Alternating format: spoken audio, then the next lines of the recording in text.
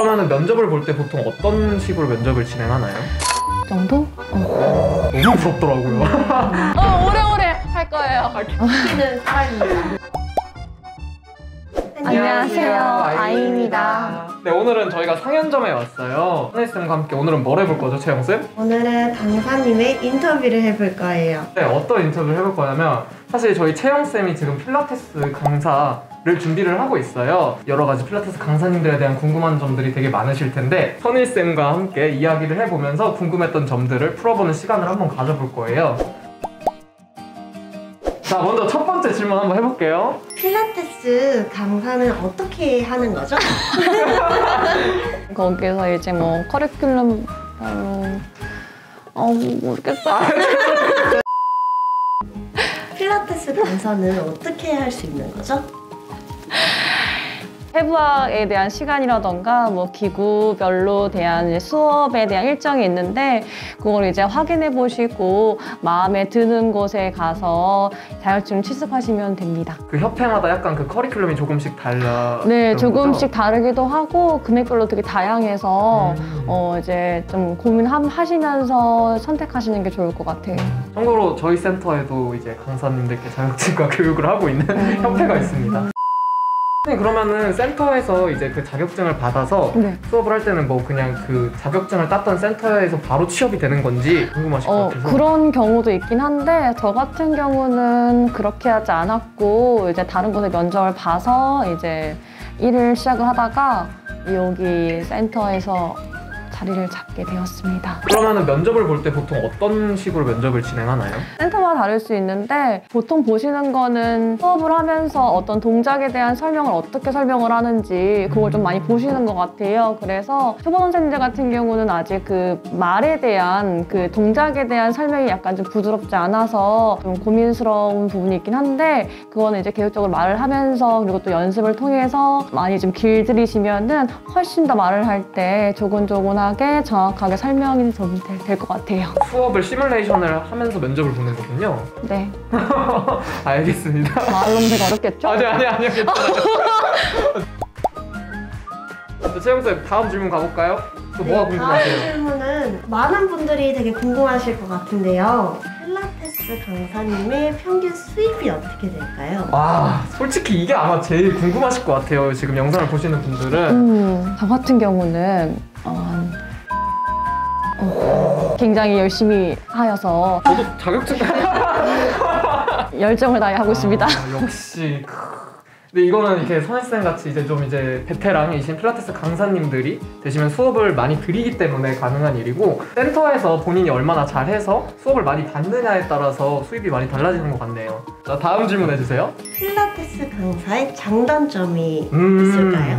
장점은 되게 많은데 그 중에 하나가 스스로에 대한 그 에너지가 되게 많이 생기는 것 같아요. 왜냐하면은 제가 텐션이 다운된 상태에서 선생님한테 이걸 이렇게 하서 저렇게 할 수 없잖아요. 되게 텐션을 확 올리는 편이에요. 왜냐면 그렇게 해야지 힘든 운동을 해도 아 내가 재밌구나 하면서 할 수 있는 거고 그만큼 저도 되게 재밌게 열심히 할 수 있고요. 그래서 그 에너지가 생긴다는 거 그리고 이제 수업할 때만큼은 개인적인 생각을 다 접어두고 거기에 몰입할 수 있다는 게 되게 좋은 것 같아요. 다만 안 좋은 건 너무 뻗는다는 거. 집에 가면 기절해요 이렇게. 수업에 에너지를 확 쏟으시는 거. 네, 전 좀 그렇더라고요. 아무래도 단점으로는 프리랜서다 보니까 사람들이 되게 궁금해할 것 같은데 수업이 막 아예 없거나 이럴 때 되게 힘들 수도 있을 것 같다는 생각이 들더라고요. 그때는 아무래도 조금 고민스럽긴 했었어요. 근데 그럼에도 불구하고 일이 너무 재밌고 즐거워서 계속 조금 버티면서 이렇게 좀 있었던 것 같아요. 운동을 전공을 해야만 필라테스 강사가 될 수 있을까요? 맞아. 이거 생각보다 되게 많은 사람들이 궁금해하는데 회 자격증을 따는데 그런 조건들이 있나? 뭐 체육 쪽 아니면 뭐 체육 교육학 쪽을 나와야 되냐? 이런 거에 되게 질문이 많으셨거든요. 아니요, 전공을 하지 않아도 되고 저 같은 경우도 운동 전공은 아니에요. 근데 아무래도 이제 운동 전공을 하시던 분보다는 이제 운동량이 좀 떨어지긴 하겠죠. 근데 그만큼은 어쨌든 간에 감수를 하고 조금 더 열심히 하시면은 그 갭은 얼마나 줄어들 수 있다고 생각을 합니다. 그러면은 꼭 전공을 하지 않아도 충분히 할 수 있다. 네. 네, 다음 질문은요. 운동을 저는 못하거든요. 제가 되게 저질 체력이에요. 알죠. 저질. 거의 종이 인형이에요. 종이 인형. 네, 그래서 정말 궁금한데 운동을 잘해야만 필라테스 강사를 할 수 있을까요? 잘한다는 게 애매하긴 한데요. 운동을 많이 해보시는 게 좋을 것 같긴 해요. 그러니까 내가 느낌이 안 오는데 회원님 설명을 해줄 수가 없거든요. 그래서 운동을 못하고 안 하고 이런 것보다도 좀 계속 연습을 하면서 그 몸에 습득하면서 하는 게 좀 좋지 않을까. 어떤 운동에 대한 재능보다는 경험을 재능보다는. 많이 해서 네. 이렇게 뭔가 근육에 대한 느낌을 더 많이 알면 충분히 네. 가능하다. 되게 잘하시네요. 이런 말씀이시군요. 네.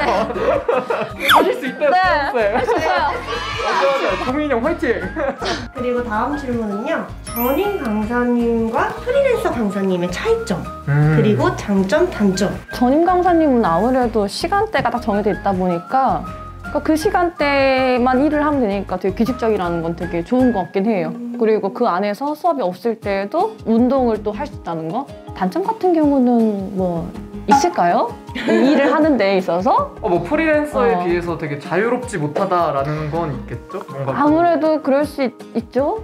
저는 그게 진짜 부러웠던 게 쌤들이 수업이 없으실 때 오후에 이제 약간 막 한 3시간씩 4시간씩 비시면 나가서 집 갔다 오신다거나 아니 본인만의 시간을 갖는다거나 운동을 하다가 다시 수업을 오시는데 너무 부럽더라고요. 물론 그들만의 고충이 있겠지만 저희는 이제 직업이 여기다 보니까 이제 정해진 근무 시간이 있잖아요. 아, 그렇죠. 그 시간 사이에는 사실 점심시간 말고는 어디 가지를 못한단 말이에요. 근데 프리랜서이신 분들은 그래도 이제 왔다 갔다 하면서 본인 스케줄대로 이렇게 조정을 하실 수 있으니까 그거는 아마 또 전임 강사님들의 또 단점이지 않을까. 규칙적인 걸 좋아하시는 분들은 전임이 좀 맞을 것 같기도 하고 저는 프리랜서를 하고 있는데 전 중간중간에 쉬는 시간이 있으면 무조건 좀 휴식을 취하거든요. 그 시간이 굉장히 소중해요. 그래서 저는 프리랜서가 좀 맞는 것 같기도 해요. 그래서 고민 좀 많이 해보셔야 될 것 같아요. 그럼 전임 강사님들은 그 고정적인 월급이 있으신 거죠? 센터를 책임지고 있는 부분이 있다 보니까 어느 정도의 그 금액은 있는 걸로 알고 있어요. 그리고 필라테스가 여성분들이 많이 하시잖아요. 뭐 남성분들도 많이 하시는 직업이시긴 하지만 그래도 비중이 여성분들에게 많이 비중이 가 있어요. 그렇다 보니까 필라테스 강사를 하시다가 출산을 하시거나 이제 뭐 결혼을 하시거나 그런 후에도 병행이 가능한지. 엄청 가능한 직업인 것 같아요. 아무래도 이제 여성분들이 많은 직업이다 보니까 그 출산이나 육아에 대한 그 스트레스가 조금 적은 것 같긴 해요. 그러니까는 좀 이해를 해준다 그러나?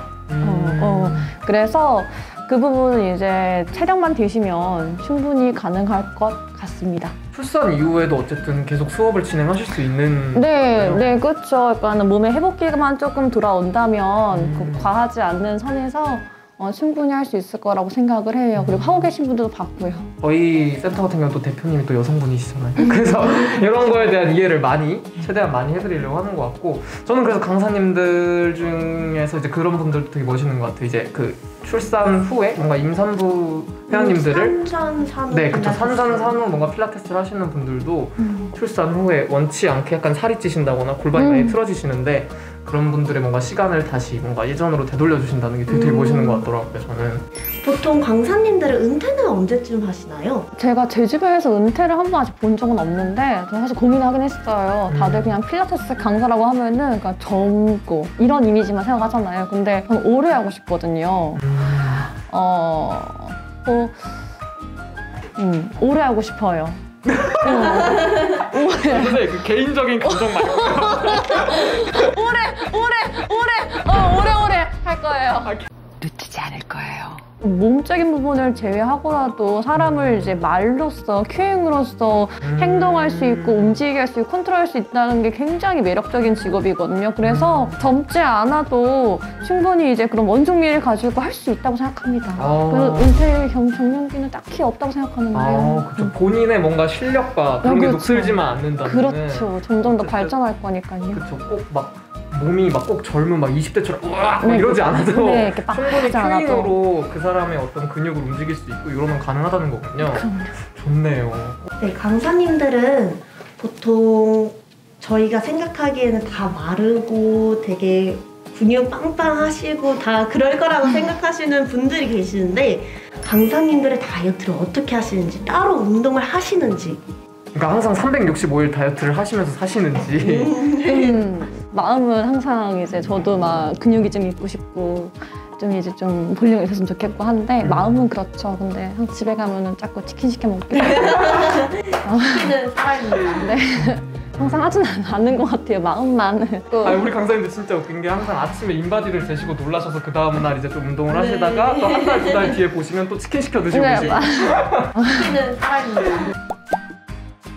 네, 이렇게 해서 저희가 일단 준비한 질문은 모두 끝났는데 이렇게 채영쌤처럼 필라테스 강사님을 준비하는 그리고 혹은 지금 관심 있어 하시는 분들께 베테랑 필라테스 강사로서 한마디를 해주신다면? SNS나 이런 데서 소비되는 이미지는 사실 그냥 아름다움에만 추구가 되는 것도 있는 것 같아요. 근데 사실 그거 외적으로도 공부를 엄청 많이 해야 돼요. 정말 신경 하나, 근육 하나, 언어 하나 정말 노는 게 없고 다 일을 하고 있는 것들이어서 엄청나게 열심히 하셔야 된다는 거. 근데 그만큼 회원님들이 재밌어 하면은 그것만큼 기쁜 게 사실 없어요.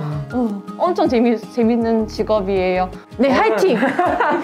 저는 되게 속상했던 게 할 거 없는데 필라테스 강사나 해볼까? 이러시는 그런 얘기를 들으면 되게 속상하거든요. 왜냐면 제가 강사님도 공부하는 걸 제가 보잖아요. 보면 진짜 해부학책 두께가 진짜 이만하거든요. 이런 걸 보고 계속 공부를 하시고 뭐 이제 회원님들마다 몸이 또 사람 몸이 어떻게 똑같겠어요. 그 수많은 종류의 근육과 뭔가 그 상황을 보고 또 이제 지도를 하시고 이러면서 이것도 되게 엄청 쉽지 않은 직업인데 사람들이 너무 쉽게만 보지 않으셨으면 정말 좀 진지하게 만약에 이 강사 직업을 택하실 때는 진짜 진지하게 보셔야 된다는 걸 좀 알려드리고 싶어요. 그러면은 이걸로 저희 오늘 마무리하고 오늘 너무 감사합니다. 고생하셨습니다. 민빠.